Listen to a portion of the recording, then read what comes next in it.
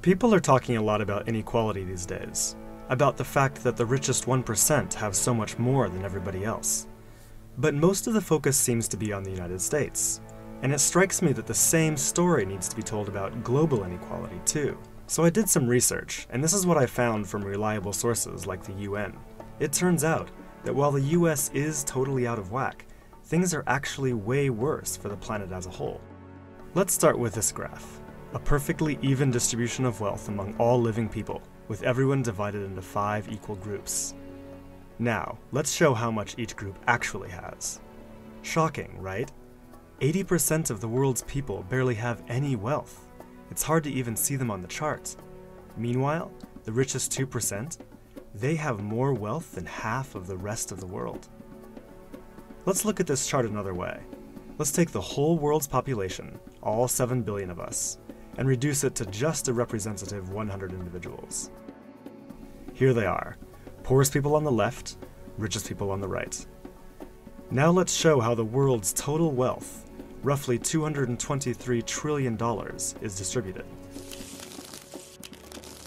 The vast majority have practically nothing. Nothing with which to educate their children, nothing with which to pay for basic medicines. While the richest 1%, they've accumulated 43% of our world's wealth. The bottom 80%, meanwhile, that's 8 out of every 10 people, have just 6% between them. But even this doesn't really show how extreme things have become. The richest 300 people on Earth have the same wealth as the poorest 3 billion. So the number of people it takes to fill a mid-sized commercial aircraft have more wealth than the populations of India, China, the US, and Brazil combined. We can also see this difference geographically, with a huge and growing gap between a few rich places versus the majority of the world. For most of history, things were much more equal. 200 years ago, rich countries were only 3 times richer than poor countries. By the end of colonialism in the 1960s, they were 35 times richer. Today, they're about 80 times richer. Rich countries try to compensate for this by giving aid to poor countries, about $130 billion each year. That's a lot of money. So then why does the wealth gap keep getting bigger?